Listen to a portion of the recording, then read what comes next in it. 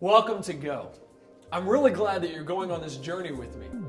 Go is designed to teach us to know God for who He is, to teach us how to defend our faith in Him, and to learn how to share Him with the rest of the world. I realize you and I may or may not have the same perspective about life. I want to encourage you to be equipped.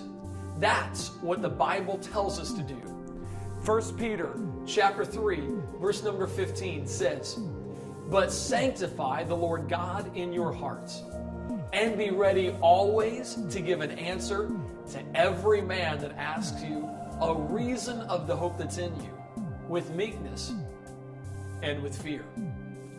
I pray that as we go through this series, you will learn how to present the Christian faith with love and with respect that I think fits what we're talking about. He said, "A faith without some doubts is like a human body with no antibodies in it."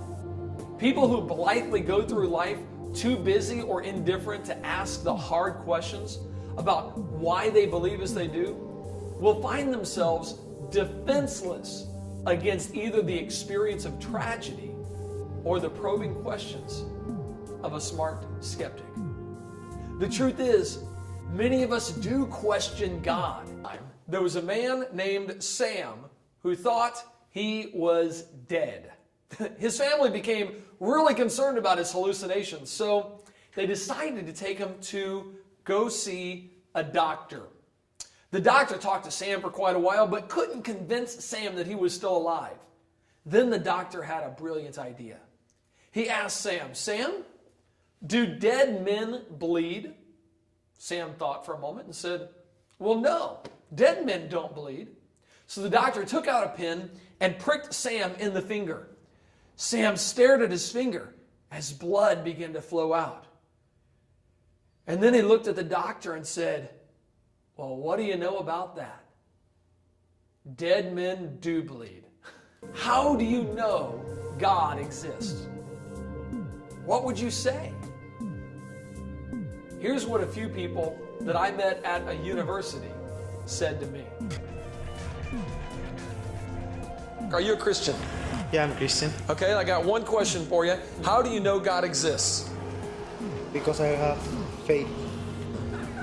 Well, I guess that's because I was raised. You just have to have faith. You just do. I just believe in Him. He's always been there for me. He's always someone I can turn to. Because I just have faith. Look at everything around you. I mean, science can explain a lot, but it can't really explain why. Because since I was a baby, my mom told me about that, and all my family are Christian too. So I'm not sure why.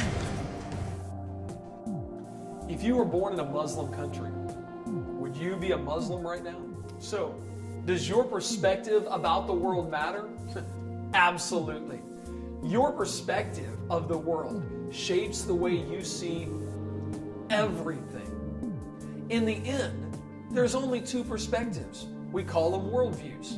There's the God and the not God worldview. One of the things that we're going to learn in the next series is that the idea of not God isn't even an option.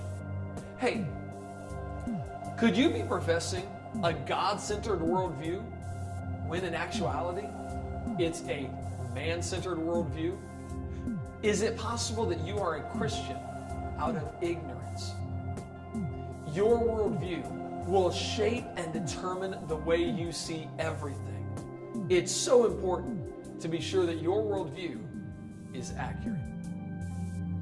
So, if the not God view, as we're going to see, is not an option, then who is God?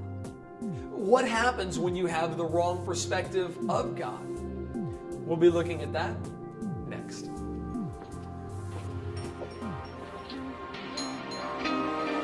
Yeah.